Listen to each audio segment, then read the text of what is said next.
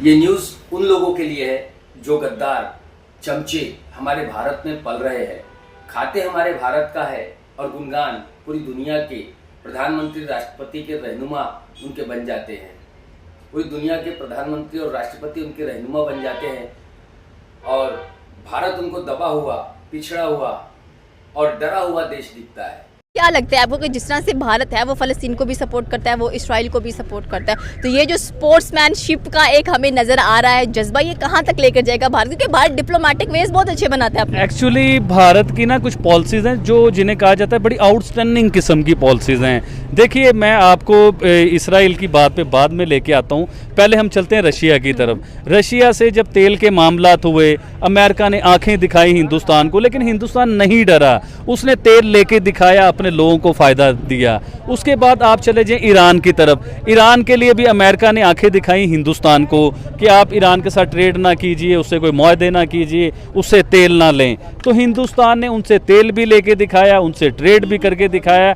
आज तक ईरान के साथ बिजनेस हिंदुस्तान करता है, वो नहीं डरा। अब आ जाएं आप इसराइल की तरफ या दूसरी कंट्रीज़ की तरफ, इनकी जंग की तरफ आ जाएं, तो हिंदुस्तान की पॉलिसी है दोस्ती की, उसकी जंग की पॉलिसीज़ नहीं है। आप देखें, इंडिया को यूएन नहीं दे रहा, पूरी दुनिया इंपॉर्टेंट देता है और उन्हें देना पड़ेगा, उनकी मजबूरी है दुनिया की। क्योंकि हिंदुस्तान 5वीं बड़ी इकॉनमी से तीसरी इकॉनमी का सफ़र तय किया और तीसरी इकॉनमी तक तकरीबन वो पहुंच चुका हुआ है हिंदुस्तान।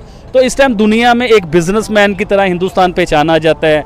दुनिया जो है हिंदुस्तान से काम कारोबार करना चाहती है। देखिए, एलन मस्क जो है, उनकी टेस्ला, वो भी हिंदुस्तान में अब उनकी फैक्ट्री आ रही है, हिंदुस्तान में उनकी कारें बनेंगी जो बिजली से कारें चलेंगी। इसी तरह आईफोन हिंदुस्तान में बनता है। दुनिया की टॉप की इंडस्ट्रीज़ हिंदुस्तान में आ चुकी हुई हैं। आईटी जो है वो हिंदुस्तान एक्सपोर्ट करता है पूरी दुनिया को। तो दुनिया की मजबूरी बन चुकी हुई है। इवन के चाइना, जिस चाइना को हम लोग बड़ा समझते थे कि दुनिया की सबसे बड़ी इकॉनमी है, पहले नंबर की इकॉनमी है, चाइना भी इस टाइम परेशान है हिंदुस्तान को लेके। क्योंकि चाइना को पता है अगर दुनिया में कोई उसे बीट कर सकता है तो वो सिर्फ हिंदुस्तान है, उसके अलावा कोई कंट्री नहीं है। चाइना भी घुटने टेक चुका हुआ है हिंदुस्तान के आगे। आपको याद होगा लद्दाख में कितना बड़ा मामला चल रहा है हिंदुस्तान का, और चाइना कितनी जंग का मामला है, कितनी जगह का मसला है। तो उस जगह पे भी हिंदुस्तान अपने घुटने टेकता हुआ नजर आ रहा है और हिंदुस्तान के साथ वो जो है ना चाइना घुटने टेकता हुआ नजर आ रहा है हिंदुस्तान के साथ दोस्ती करने के लिए।